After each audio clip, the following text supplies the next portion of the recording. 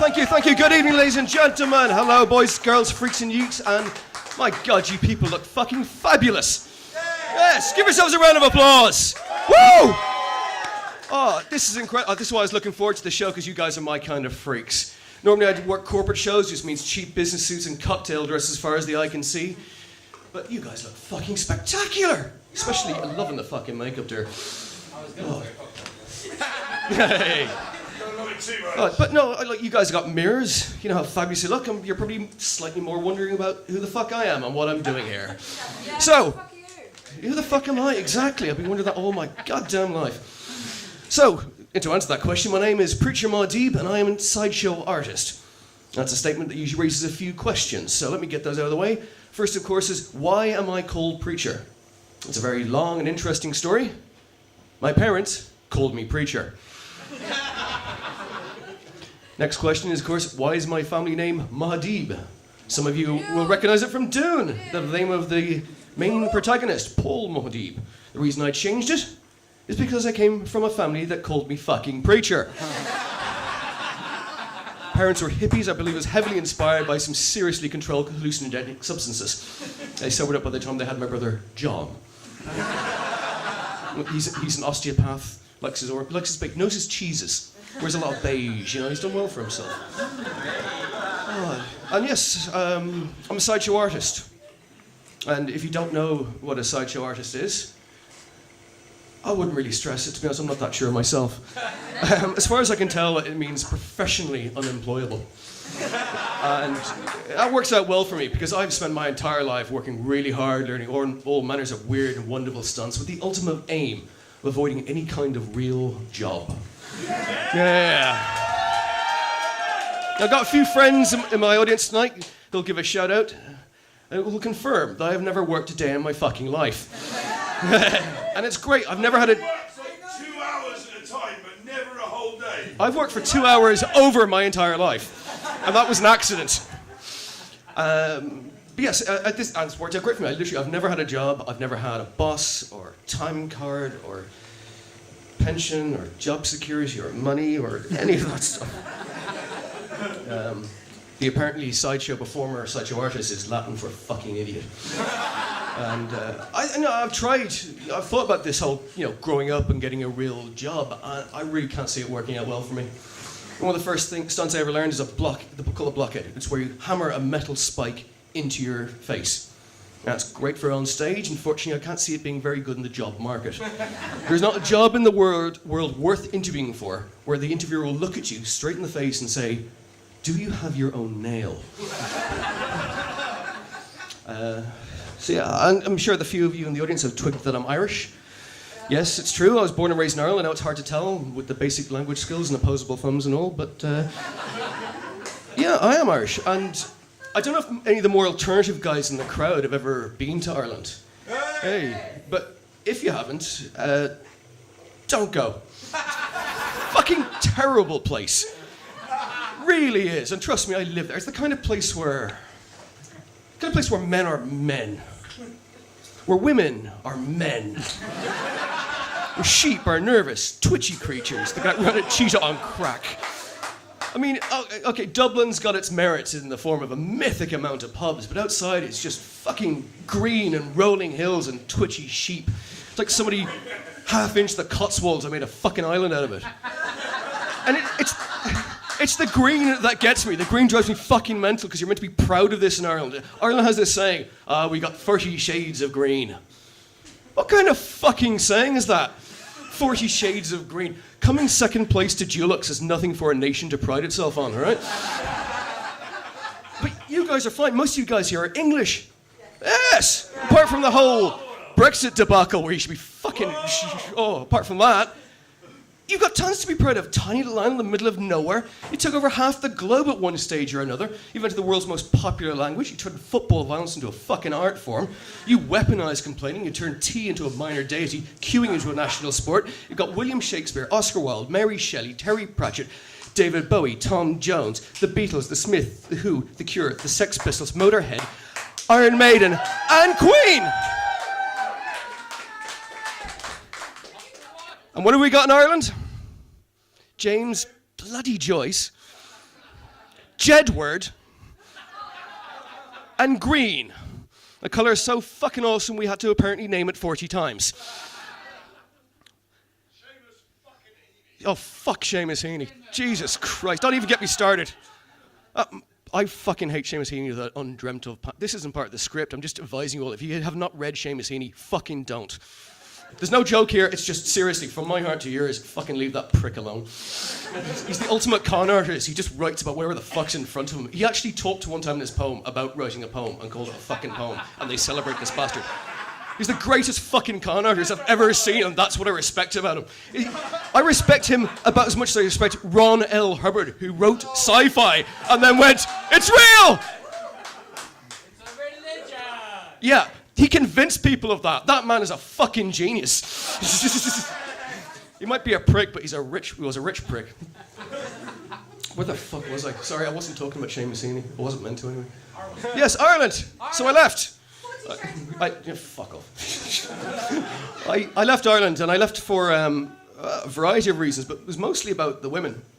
Because terrifying as they are in rural Ireland, and I do mean terrifying, in Dublin they are split into two distinct classes, and there's nothing in between. Yet most of the women are intelligent and sophisticated and well-read and witty and wouldn't touch me with someone else's barge pole. And then at the other hand, you got what we term the Jacintas. And these are like the rabid cousins of a ladette in Blackpool on a fucking hen party. They're the chemical formula for drama. They're mostly made out of just spiders and bad news. They feed entirely on angst and alcopops and hunt in packs and can kill a man with a single blow of their tongues from 20 paces. There's an old joke in Dublin which goes, what do you call a Jacinta who's 15 years old and doesn't have any kids? A lesbian. You joke, but it's fucking true. Go to the north of Dublin and be fucking scared. So yeah, I left and I came to London to find fame and fortune and hopefully a woman who would not eat me in my sleep. And it didn't work out too well either. No, 2 out of 3, yeah. Because I'm so rich. Being eaten in your sleep. Well, depends how it's done, to be honest, man. You get the right kind of girl, you'll never go back. And they like to reciprocate that as well. Just make sure that you do know them ahead of time, because Jesus, if you surprise a woman like this, she will not stop screaming. Take it from me. So yeah, I left and women and blah blah blah. And the problem is, when I came to London, there's loads of you beautiful, like the women in the audience, intelligent, well-read, beautiful women. And the problem was I was an Irish fuckwit, and it turns out my technique with women wasn't great, to be said. Apparently downing 17 pints and sexually assaulting a barmaid is not the way to go. And I tried every technique. I even tried the ultimate Irish chat-up technique, which I'm going to teach to you guys right now. If you're ever in Ireland and want to pull an Irish girl for some fucking reason, I can't understand why, honestly, try this technique. It works 100% every single time. First of all, you go to a bar. Any bar, doesn't fucking matter. Buy yourself a drink, sit near the door so you can watch people come in, and wait until the woman of your dream comes in. Now, the woman of your dreams will be in a pack with other women, and this is because men in bars are assholes. But that's okay, this technique still works. Once you've spotted her, wait, don't rush, wait until you see what she's drinking. Then, when she's getting near to the time to order another drink, you go to the bar and buy whatever she's drinking and something for yourself. Something sophisticated, like a drink. And then you slowly, confidently, calmly walk over to the girl. Walk into ignore her friends, women love that. You put down the drinks. You don't say a thing. Never, ever open your mouth. This is imperative, because if you're the kind of guy who's in the pub trying to chat up women, it is imperative that she does not get to know the real you. But anyway, you smile confidently. Don't grin like a fool, just that kind of sly, yeah. You lean in, brush the hair away, gently caress her face. She slaps you. Usually. But at which point in time, you just lean into her and whisper these magic words. Get your coat, love. I've got a knife. This did not go down too well in London.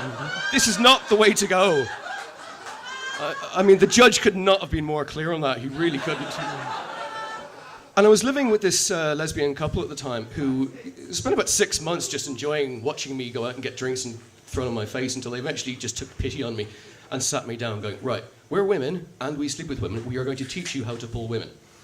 There are 3 things, ladies and gentlemen, that you need to pull a woman. This is what they told me. Option 1, you need to be good looking, suave and sophisticated. So we hurriedly moved on to option 2. Which point you went, well, you just have to be witty, intelligent, charming, and listen to our problems. Not a psychiatrist. Yeah. And number 3, I say? I said, well, number 3. If you're forced to resort to number 3, it's just about getting a cheap gimmick, just to distract her long enough just to get her into bed. This is all me. This is my wheelhouse right here. So I came up with the new ultimate Irish pulling technique for when you're in London. And I will teach this to one of you people right here, right now. You, because you're there. I love that look in the face. This is a kind of like a deer in headlights type of look. This is why I never mentioned before I'd like a volunteer, because everybody becomes the synchronized floorboard and ceiling inspection team. So come up on stage. I'm going to teach you this ultimate technique.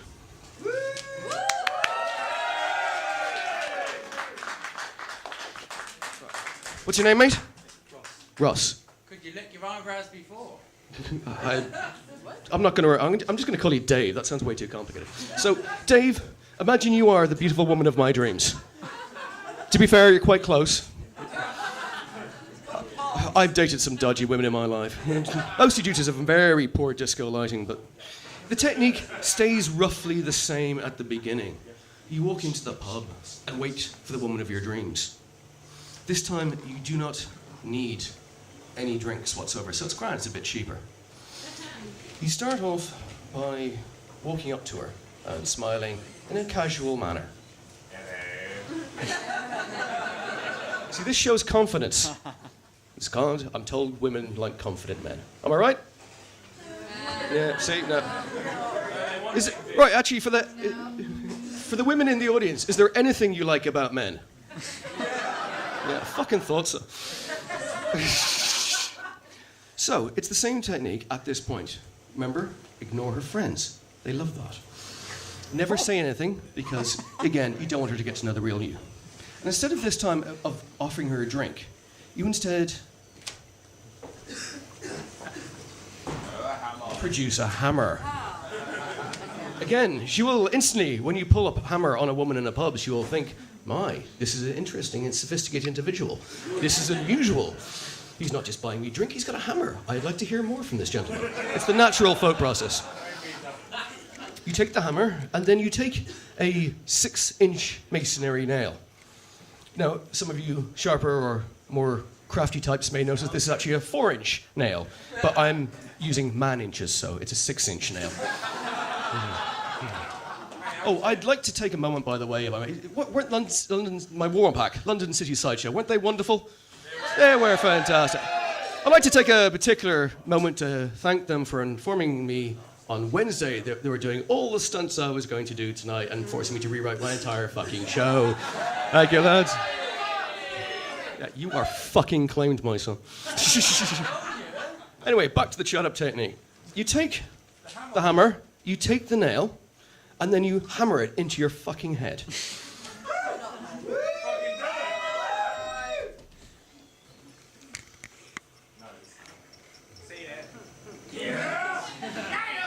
Already seen that trick. Once again, big shout out to London City Sideshow people.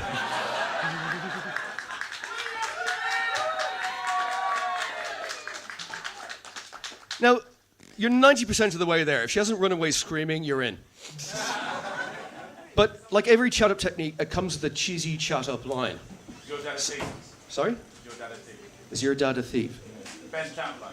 Is your dad a thief? What the fuck is that supposed to mean? That's the worst chat-up line I've ever heard. It's almost as bad as that shirt.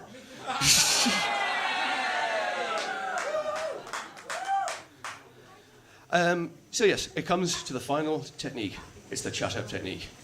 You walk up to her slowly. Stroke her stubble for luck. That's amazingly soft. How do you do that? Lots of conditioner. So you walk up to your man and you give the ultimate shut-up line.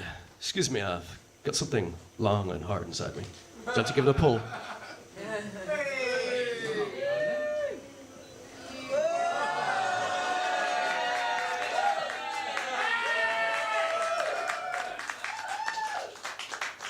Now, Dave, you are now the ultimate shut-up artist.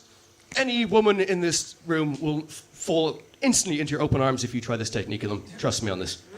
But, Dave, I've taught you there's awesome power. And with awesome power comes awesome responsibility. Come closer, Dave. Nail, Dave. Dave, I need you to promise me something. If you use this technique tonight or any other night, and it works, and it will, and you pull a woman, I want you to give her the time of her life. I want you to give her both inches, Dave. Right. When you're with her, when it happens, when you shed your clothes and stop being two drunken fucks, when you actually become one incandescent being of light and harmony and body and soul, and when you become that moment, when it happens, when she comes and when you come, when you both come, whatever you do, Dave, whatever you do, don't think of my face.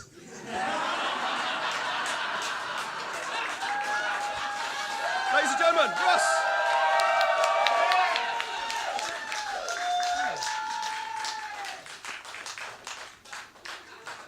Just as well he's pretty. I've had no less than 17 death threats from doing that stunt. One of my shows a while ago, a guy came up to me afterwards after I taught him this chat-up technique, and he came up to me and goes, "But preacher, what if this doesn't work? And I waste that one lonely condom that I've got, so what will I do then?" And I thought about this for a while and pondered, and then just calmly slapped him across the face for questioning me, because I'm a small, petty man at the best of times. And also, I just do not care. I mean, I really can't emphasize that. Yeah, you can do other things. You can make like a giant fucking water bomb. You can make X-rated balloon animals. That's fucking endless. Or you could use it to actually fix the problem with the blockhead in the first place. 'Cause a lot of people think that clears out your nose. And it doesn't. It actually gives you a bit of a blocked nose. It's something to do with the trauma of hammering a metal spike into your fucking brain. I'll question a lot of people get me after this goes, "Oh my god, how did you do that? You hammered a spike into your brain." And I'm like, that's fucking hysterical. If I had a brain, I'd be doing this job in the first place.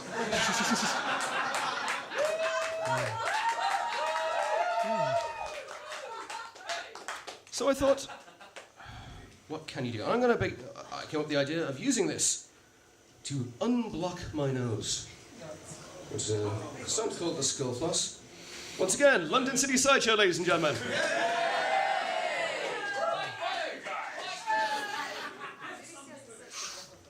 We love you, man.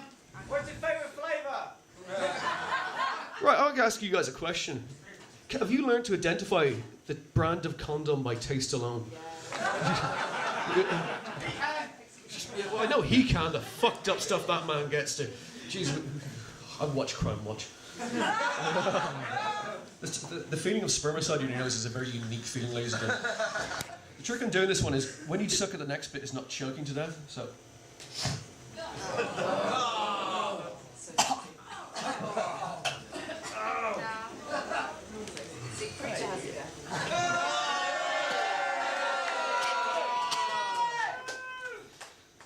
The problem is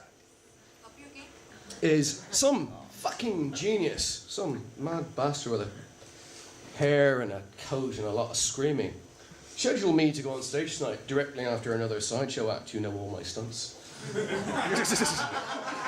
So I was thinking, fuck, they're probably going to do the skull floss, which is what that stunt's called. And I thought, what if they do it? And they did. Pricks. What if they do it slightly better than that by, I don't know, maybe lifting shit with it? I thought, fuck, I'm going to have to do something different. So I thought I'll try and do something that I don't think anybody here has seen before. Because you might have seen a couple of people over the years try that stunt and hopefully choke to death because fuck them for stealing my work. But I thought I'm going to try something fucking different and unique. Instead of just sucking that up through my nose and pulling it out, choking myself, I'm now going to attempt, if you really want to see it, to put this in my mouth and blow it inflated out through my nose. Woo!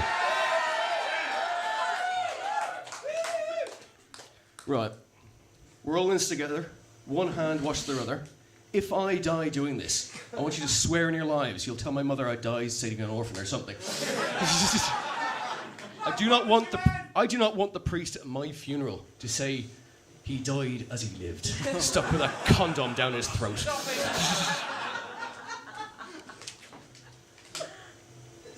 This is going to be scary as fuck. I really don't know if I can do this.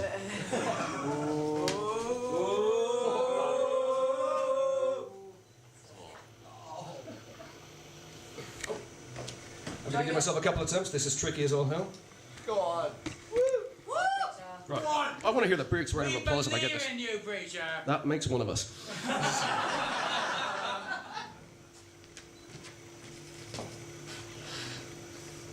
Nope. Try your middle finger. 3 times. You and I are going to have words afterwards. Go on. Go on.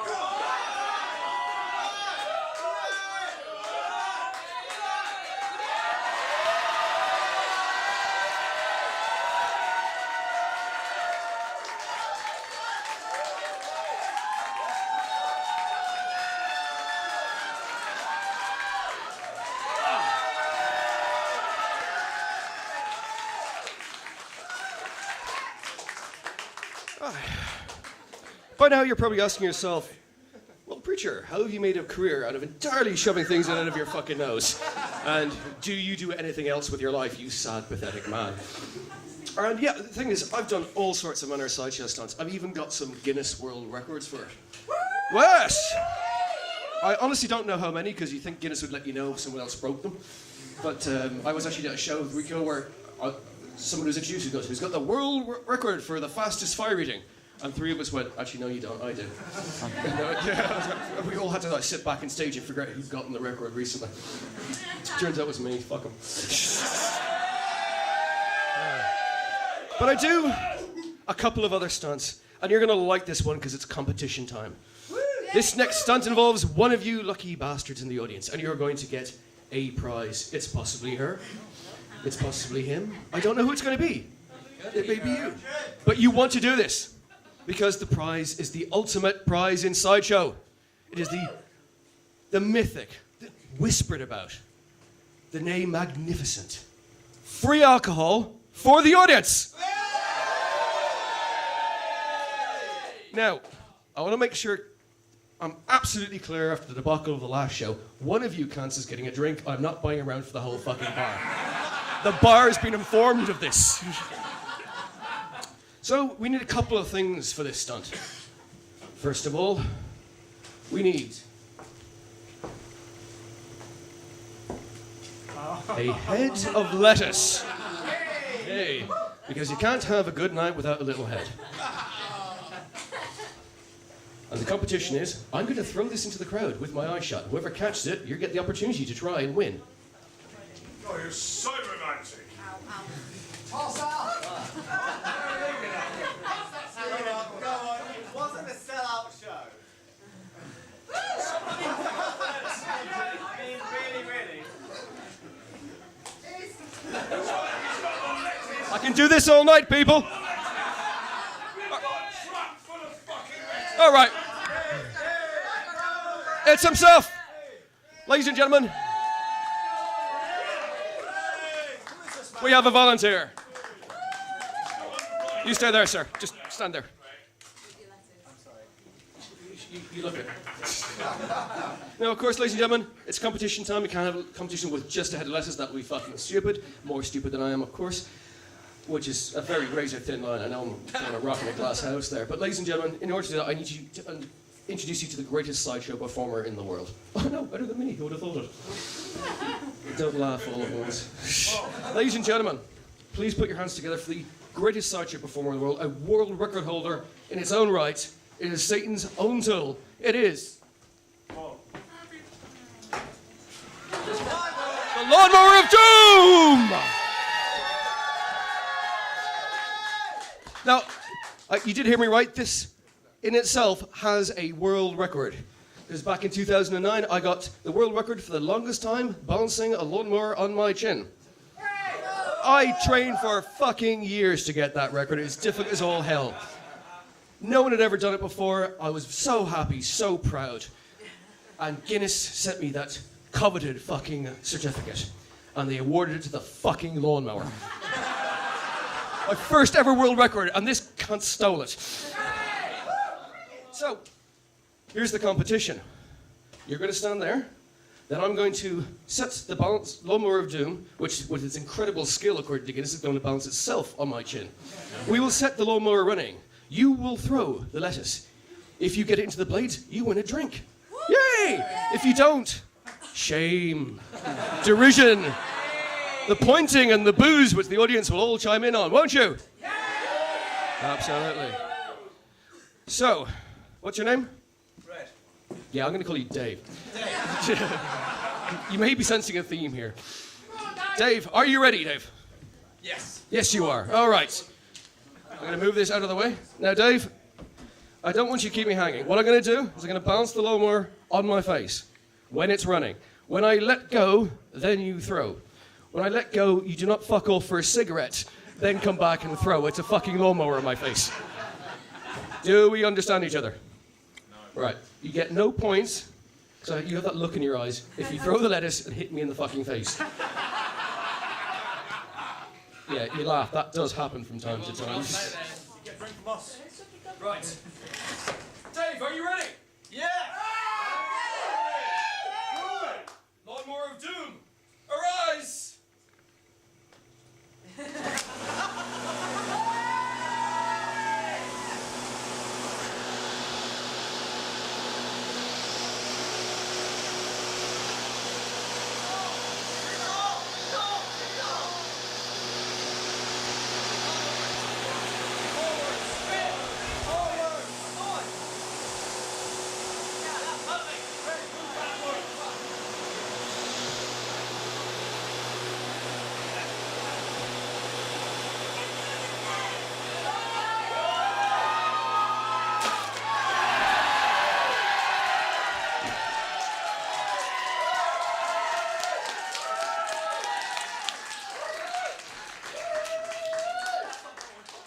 Dave, you're the man.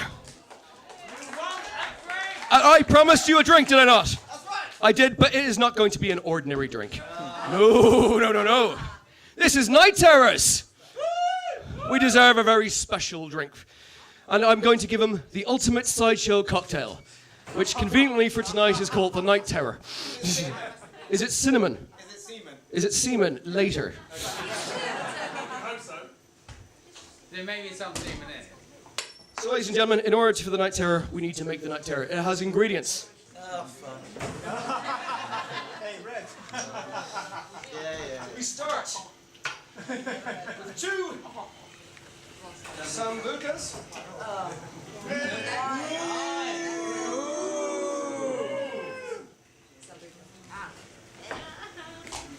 Yes, it's like a night. There are, of course, flaming sambucas. Baby!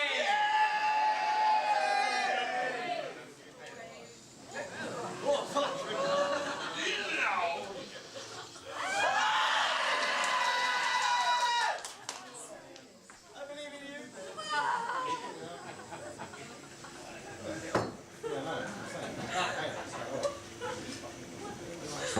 We then have Jägermeister. The cause of every bad night everybody has ever had.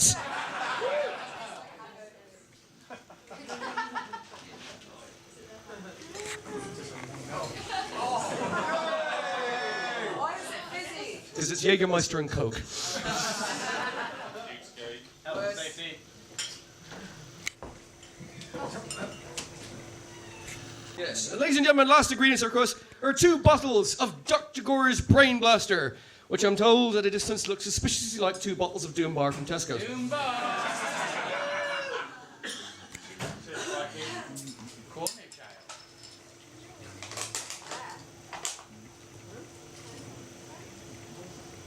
There you go, so that'll get you started. Of course, this is a cocktail, ladies and gentlemen. Now, a cocktail is described as 3 or more liquids mixed together. To me, that's not cocktail. Cocktail, Supposed to tip the glass. You've got too much in. it needs pizzazz. It needs showmanship. It needs flair. It needs garnish. I can take care of this. Problem is, I've only got an apple. It's not really going to do the job. I've got an idea though. Hang on.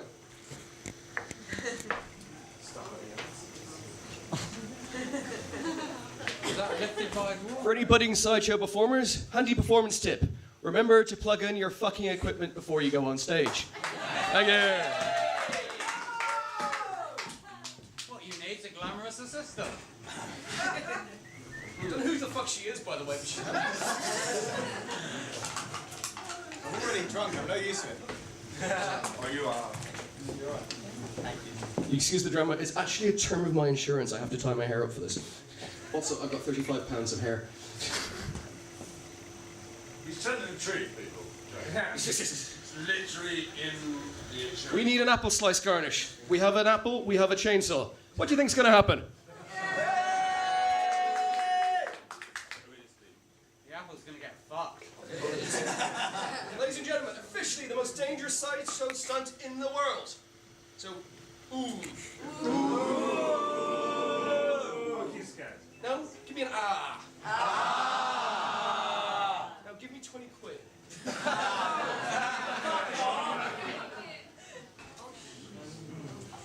Oh, please don't He die. doesn't need this one.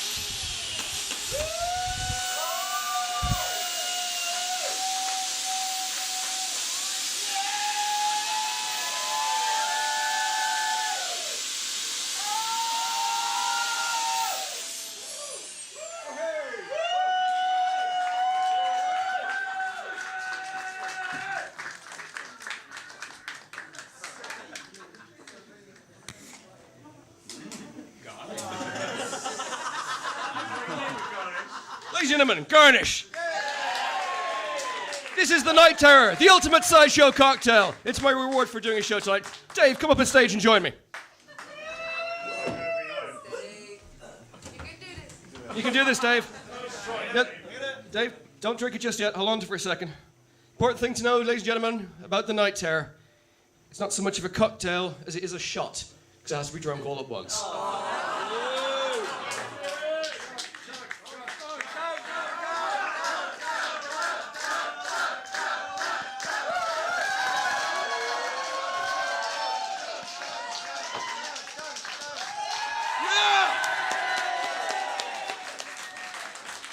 So that's the man.